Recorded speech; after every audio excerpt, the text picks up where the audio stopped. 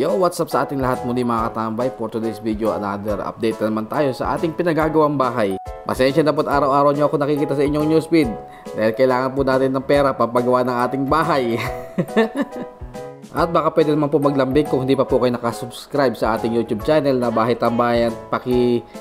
Like, share, and subscribe na rin po. Maraming salamat. At ma-share ko lang po at nakakatuwa namang isipin na nung nag-upload tayo tungkol sa ating video tungkol sa bahay ng aking magulang ay nag-comment ang aking mga kaklase dati nung high school at nag-share din sila ng mga memories doon sa bahay na yon at magkakalaglagan pa ata. Nakakatuwa lang kung isipin dahil naalala pa po nila yung mga memories nila doon sa bahay na yun, dahil kung ako lang po hindi ko na po naalala yun at sila lang po ang nagpa-remind sa akin. At doon ko nga rin ho naalala na patago pa kami nagtitimpla ng gin pomelo noon. Medyo pasaway po kasi mga kaklase ko at mga barkada nung high school. O kala nyo ngayon lang nauso yung gin pomelo.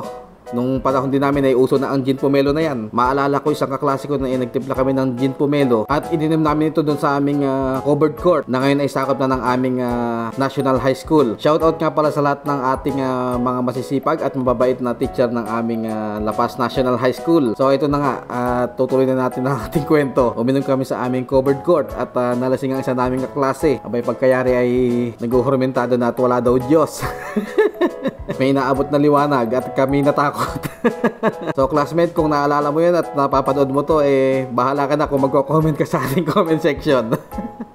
Ay, napakasarap talagang balikan ng high school life. Yun yung mga panahon na hindi pa natin iniintindi ang mga ganitong bagay. Pagpapagawa ng bahay, gastusin sa bahay, at problema sa kabahay. Pero yung high school ho ngayon iba na ho sa high school namin noon. Yung mga high school po ngayon bigyan mo ng 20 magagalit pa. Wala na raw silang mabibili sa 20 pesos. Samantalang ho kami nung high school 5 piso lang. Makakain na kami ng anli lugaw. Ako nga ho noon ang baon ko 5 piso lang buong araw. Kapag humingi ako ng dagdag sa 5 piso swerte lang kung di ako makarinig ng diwara ng nanay ko. Pero kamalas-malasan mo pag kami kasama pang sapok. Noong panahon din ho namin wala pa mga ganitong gadget. Masaya na ho kami noon makapanood lang ng Detective Conan at mga slam dunk na yan. Ngayon ang laro ho ng mga bata lahat sa cellphone, katulad na lang ng ML. Samantalang noong panahon ho namin ang laro namin mga harangan tagu-taguan. Pagka hindi ka umuwi agad, doon ka double kill ng nanay mo. Napansin ko rin ho sa mga kabataan ngayon pagka nagkasakit ang binibigay sa kanilang pasalubong ng kanilang mga magulang Jollibee o McDo. Samantalang nung panahon namin ang bibigay sa iyo ng magulang mo pagka nagkasakit ka ibibigay ka ng Skyflakes saka ng Royal. Swerte na lang kung makatikim ka ng nilagang manok. Depende na lang yan kung may alaga yung kapitbahay mo. Napakasarap lang pong balikan ng mga alaala nung tayo mga high school at mga kabataan pa. Pero kung kayo ang tatanungin, gusto nyo bang balikan ang inyong mga kabataan? O meron kayong gustong sabihin sa kanila? Comment nyo lang sa ating comment section at ating tatalakayin yan sa mga susunod nating mga video. So ayan ho, napahaba po ang ating kwentuhan tungkol sa ating mga buhay-buhay ng ating mga kabataan at hindi ko na po kayo na-update dito sa ating bahay. Mga marites din kayo no?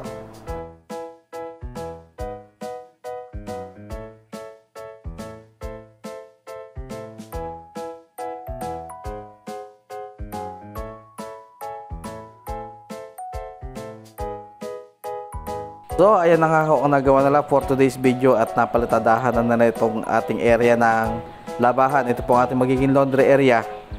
At sabi nga ho ni Mrs. talagang paayos daw niya itong laundry area dahil daw pagka ako nagbabakasyon ay dito daw ako maglalagi.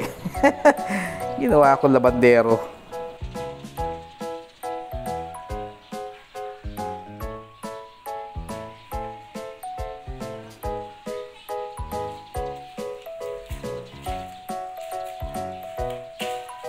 At ito nga ho rin sa ating kusina.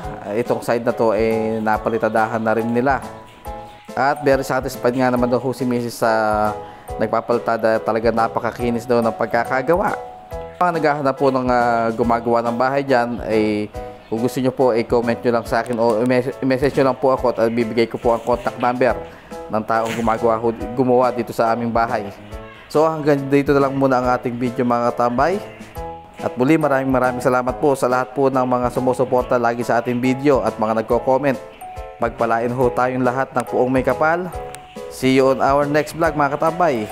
Kalas!